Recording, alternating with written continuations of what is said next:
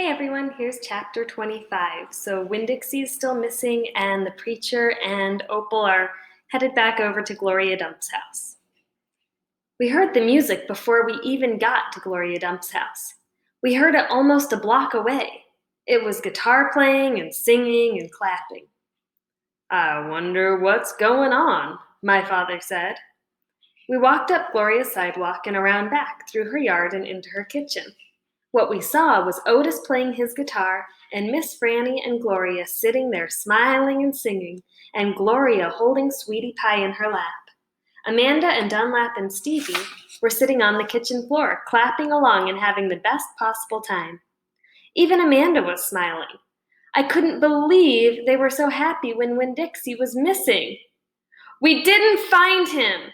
I shouted at them. The music stopped and Gloria Dump looked at me and said, "Child, we know you didn't find him.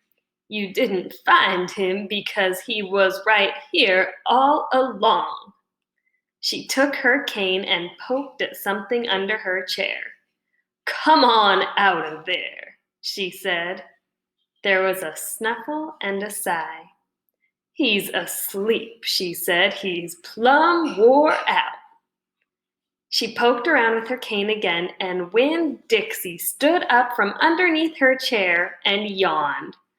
"Winn Dixie!" I hollered. "Dog!" Gertrude squawked. Winn Dixie wagged his tail and showed me all his teeth and sneezed. I went pushing past everybody. I dropped to the floor and wrapped my arms around him. "Where have you been?" I asked him. He yawned again. "How did you find him?" I asked.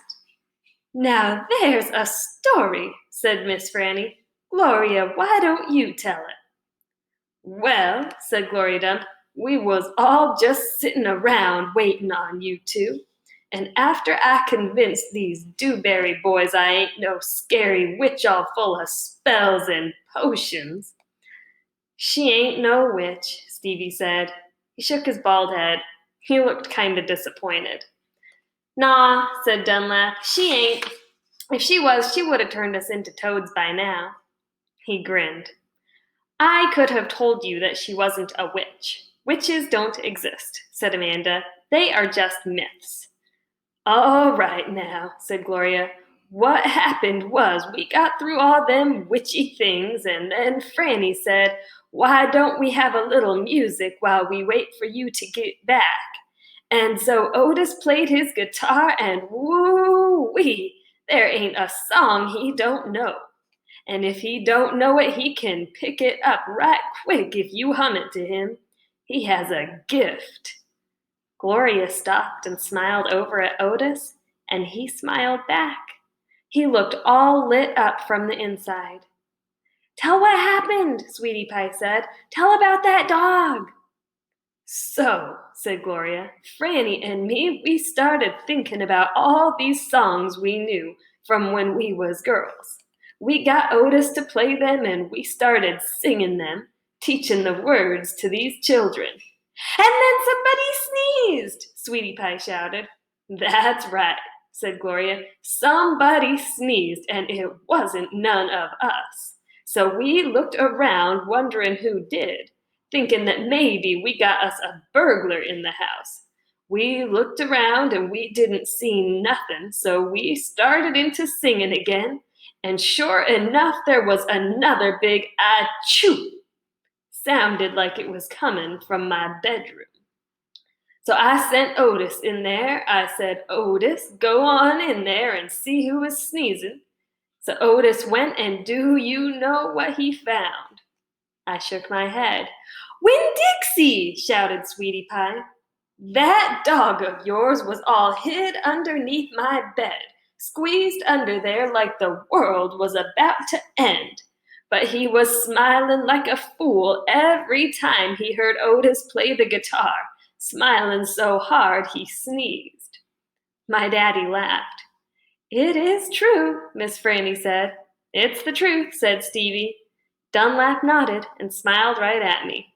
"So," Gloria Dump said, "Otis played his guitar right to that dog, and a little bit at a time Winn Dixie came creeping out from underneath the bed. He was covered in dust, said Amanda. He looked like a ghost, said Dunlap. Yeah, said Sweetie Pie, just like a ghost. Mm-hmm, said Gloria. Looked just like a ghost. Anyway, the storm stopped after a while, and your dog settled in under my chair and fell asleep. And that's where he's been ever since, just waiting on you to come back and find him. Winn Dixie, I said. I hugged him so tight he wheezed. We were out there whistling and calling for you, and you were right here all along. Thank you, I said to everybody. Well, said Gloria Dump, we didn't do nothing. We just sat here and waited and sang some songs. We all got to be good friends. Now, the punch ain't nothing but water, and the egg salad sandwiches got tore up by the rain. You got to eat them with a spoon if you want egg salad. But we got pickles to eat and litmus lozenges, and we still got a party going on. My daddy pulled out a kitchen chair and sat down. Otis, he said, do you know any hymns? I know some, said Otis. You hum it, said Miss Franny, nodding her head, and he can play it. So my daddy started humming something, and Otis started picking it out on his guitar. And Winn Dixie wagged his tail and lay back down underneath Gloria's chair. I looked around the room at all the different faces, and I felt my heart swell up inside me with pure happiness. I'll be back in a minute, I said. But they were all singing now and laughing, and Winn Dixie was snoring, so no one heard me. Just one chapter left. Aren't you glad that Winn Dixie's back?